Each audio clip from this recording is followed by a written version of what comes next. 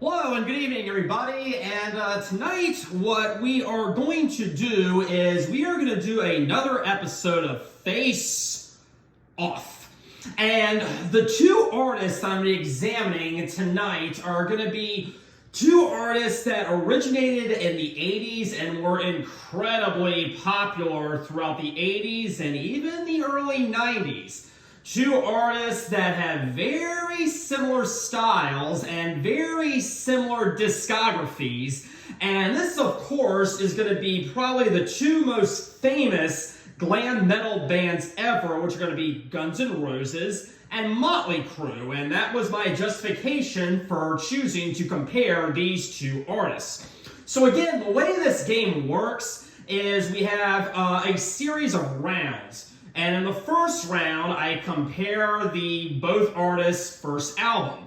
In the second round, I compare both artists' second album. In the third round, I compare their third album, and I declare a winner in every single round. And by the end, whoever has the most amount of points is going to be the one that wins. So, I also need to get a few things clear before we proceed.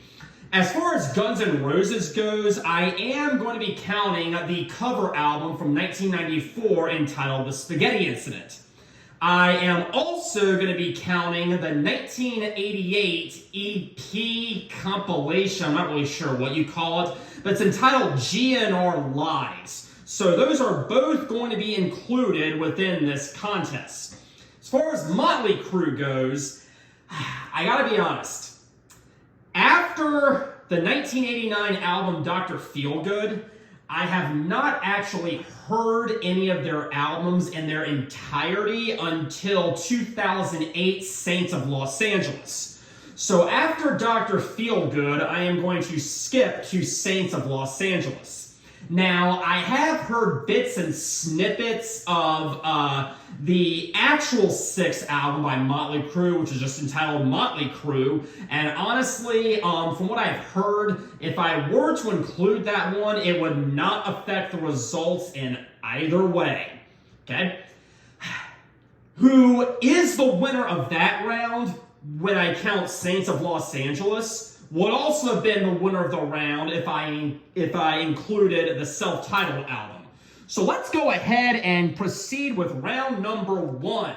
And round number one, we have Appetite for Destruction by Guns N' Roses versus Too Fast for Love by Motley Crue. And boy, two very, very phenomenal debuts. Appetite for Destruction coming out in 1987, and Too Fast for Love coming out in 1981. And you can notice we have a definite allusion to Sticky Fingers by the Rolling Stones, who were definitely a huge, huge influence on both artists. But anyways, let's go ahead and take a look at what we have here in terms of Appetite. We have Welcome to the Jungle. Yeah, I know it's overplayed. We don't ever need to hear it again, but it's there. We have It's So Easy. I love It's So Easy. Night Train, Out to Get Me. Mr. Brownstone, a nice little Bo Diddy beat to it. Really love it. And then, of course, Paradise City, which I actually really love. I know it's overplayed. I still love it. Second half doesn't quite fare as well as the first half, but it's still pretty decent. We have My Michelle, Sweet Child of Mine, You're Crazy, Anything Goes, and Rocket Queen. So this is an absolutely phenomenal and very strong album by Guns N' Roses. It is one of the greatest debuts ever, even if you take out Welcome to the Jungle and Sweet Child of Mine, which I really don't ever want to hear again, but honestly, it's still a very, very strong album. One of the greatest debuts ever. Too Fast for Love fares pretty well also, okay? We have Livewire, which is a great opener. Come On and Dance, Public Enemy #1, Piece of Your Action, the title track, Too Fast for Love, which is probably my favorite one off of Too Fast for Love. So I gotta be honest, I absolutely love both of these albums. But if I had to pick, it's definitely Appetite for Destruction, and I did not really have to think too hardly about that one. Appetite for Destruction is one of the greatest albums ever, and it's really what got me into this genre. I would not have discovered Motley Crue had it not been for Appetite for Destruction. So, yeah, round one, Guns N' Roses is the winner. So here's our leaderboard, and we have 1 point for Guns N' Roses. So let's go ahead and see how round two stacks up. In round two, we have GNR Lies by Guns N' Roses, and we have Shout at the Devil by Motley Crue. Two very, very, very good follow-ups to two very, very, very good debut albums. Now, the thing about GNR Lies, it's actually kind of a compilation of two separate releases. We have a 1986 release entitled Live Like a Suicide, and I'm not sure how much of this is actually live. Feel free to fact check me on this, but I am pretty sure a lot of this was recorded in the studio. But Reckless Life, Nice Boys, Move to the City is really, really good. Then we have a cover of Aerosmith's Mama Kin, which I really love. I love the Aerosmith version. I love the Guns N' Roses version. The second half is hit and miss. It's an EP composed of acoustic songs. We have Patience, which I'm not a huge fan of. Used to Love Her, But I Had to Kill Her is a pretty funny song, actually, if you think about it. The lyrics are pretty hilarious, but still acoustic. We have an acoustic version of You're Crazy, and then One in a Million, which apparently has some very, very controversial lyrics. I don't see what the big deal is, but, you know, that's just me. But then we have Shout at the Devil, released by Motley Crue in 1983. Sorry, I stand corrected. We have In the Beginning and the title track. I love the title track. It's dark and it's doomy. It is absolutely incredible. I really wish when they played that song live, they would play it slower like they do on the album. They speed it up live for some reason, and it sounds absolutely awful, but it sounds great on the album. Looks That Kill is very heavy, very aggressive, and I absolutely love Looks That Kill. That may be my favorite off Shout the Devil. I don't know, though. We have Bastard. We have a cover of Helter Skelter by the Beatles. The second half is not quite as strong as the first half, but it's still really, really good. Red Hot, Too Young to Fall in Love, 10 Seconds to Love, and Danger are all really, really incredible songs. Now, I know I had positive things to say about both of these, and both of these are really good albums. This is another round I did not have to think too hard about. The winner is Shout the Devil. Shout the Devil is probably my favorite Motley Crue album ever, and I will be talking about that later at some point. GNR Lies is kind of hit and miss, and it's not even really a true album. Motley Crue wins this round, so let's go back to here. The scoreboard, we now have 1 round for Guns N' Roses and 1 round for Motley Crue. So now let's move on to round 3. And in terms of Guns N' Roses, I'm not sure if I should have combined these next two into one release. It's kind of hard to say. Guns N' Roses' second album is really a double album, and they had a lot of material in these recording sessions, and they basically split them up into 2 separate albums. They released both of them on the same day. We have Use Your Illusion Part 1 by Guns N' Roses versus Theater of Pain by Motley Crue. And to be honest, both of these are a huge, huge step down from what came before it. I mean, let's just take a look at Guns N' Roses for a second. I mean, some of these are some really good songs, but there is a ton of filler on here. I do like Dust and Bones. We have a pretty decent cover of Live and Let Die. I did that terribly. We have Perfect Crime. We have Bad Obsession. I do like Bad Obsession. Back Off Bitch is kind of silly, but it's alright. I do like Double Talk and Jive.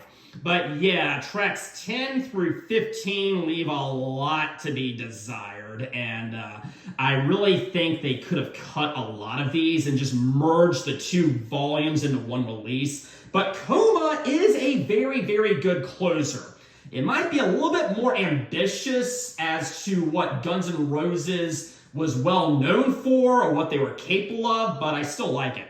Then we have Theater of Pain, and many people, many reviewers say, this is a pop metal sellout. This is nothing like what came before it. They sold out with this one. They became a girly pop band.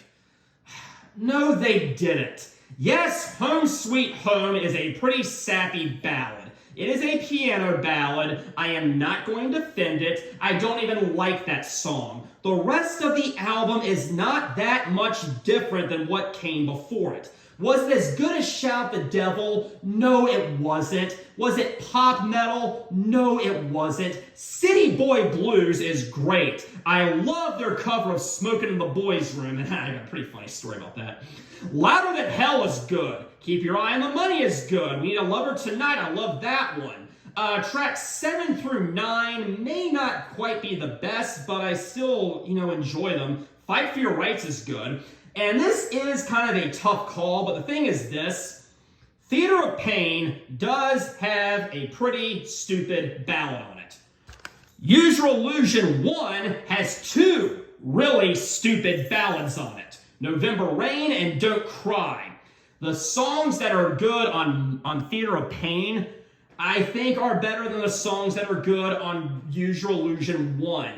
Theater of Pain is more consistent, it's more concise. Use Your Illusion 1 is too long, and the material is not strong enough to justify a 70-plus minute album. Theater of Pain wins, and I will stand by that. I know a lot of people do not like Theater of Pain, and that's fine. If you disagree, tell me why you disagree in the comments, but I'm giving this round to Motley Crue. So the scoreboard is over here. We now have 1 round for Guns N' Roses, 1 round for Motley Crue. So that brings, I misspoke. 2 rounds for Motley Crue, 1 round for Guns N' Roses. So that brings us to round number 4, and in terms of Guns N' Roses, it's going to be the second part of this very ambitious 1991 album with Use Your Illusion Part 2. And then we're going to compare that with 1987's Girls, Girls, Girls by Motley Crue.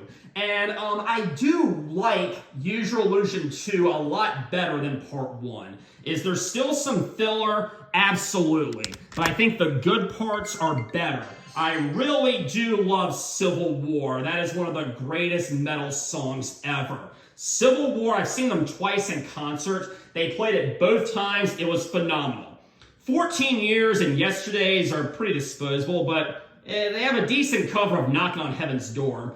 Get in the Ring is pretty silly. Shotgun Blues is kind of disposable. Breakdown sounds a lot like Western music, but something about it kind of works. But I do love Pretty Tied Up, The Perils of Rock and Roll Decadence. Locomotive is absolutely incredible. It has so many parts to it. It has so many guitar solos that just hit the mark dead on. It is straight ahead, balls to the wall metal, and I love it. I have always loved Locomotive. So Fine, I do not like. Estranged is another ballad, but the thing is, it kind of starts out a little bluesy, and it just keeps building and building and building, and I will say, they're trying to elicit an emotional response from a listener, and it actually does kind of work. You Could Be Mine, pretty good, straightforward rocker, and then we have another version of Don't Cry, we really don't need to hear that again, and then My World Sucks.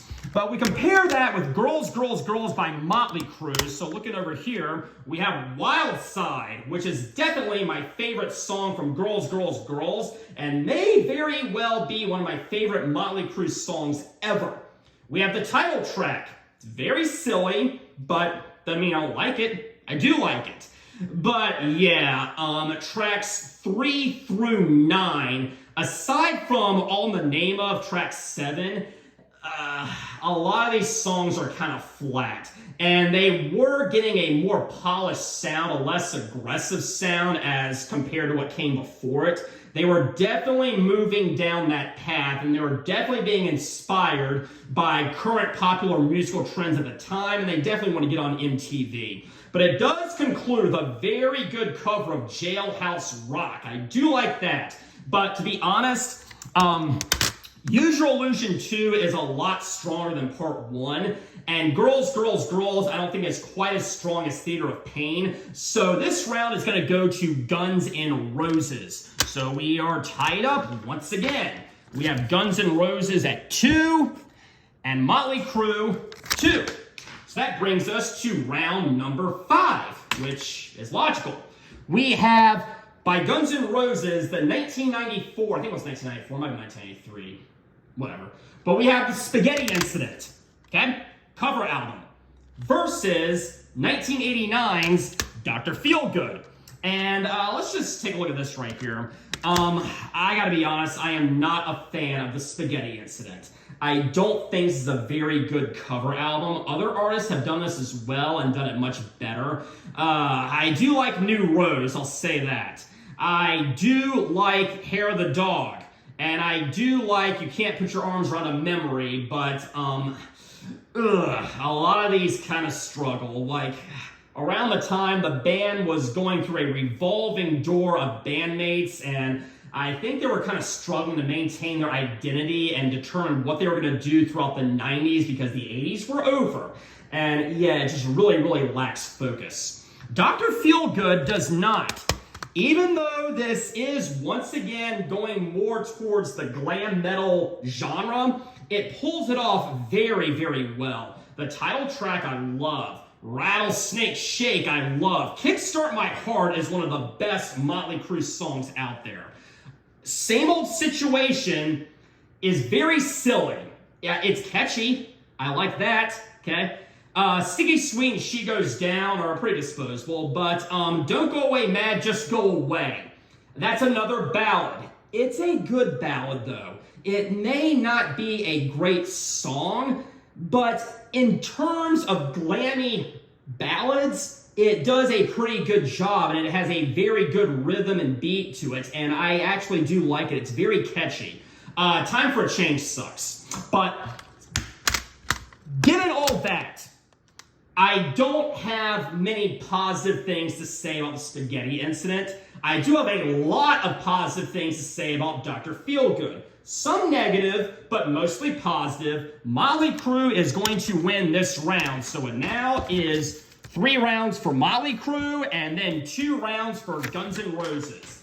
And that brings us to our final round. And we have, by Guns N' Roses, we have Chinese Democracy, which I think was released in 2004. And then by Motley Crue, we have Saints of Los Angeles, which was released in 2008. And I'm going to go ahead and say this.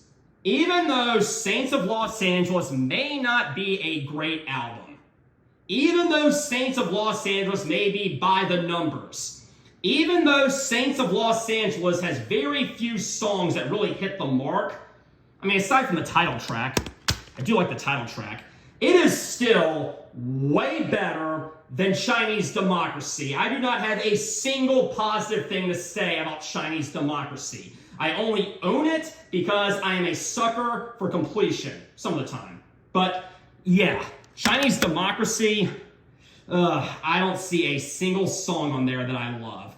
But Saints of Los Angeles, even though the songs are a little bit more disposable, even though they're not quite as memorable as earlier releases, it still, I feel, is true to who Motley Crue was. I don't know what Axl is doing on Chinese Democracy, but it absolutely sucks. So even though neither of these are really that good, Saints of Los Angeles is going to win, and that brings the total score to 4 rounds for Motley Crue and 2 rounds for Guns N' Roses. Motley Crue is the winner. And yeah, that is it. And I hope that you can take that and go home and reflect on it.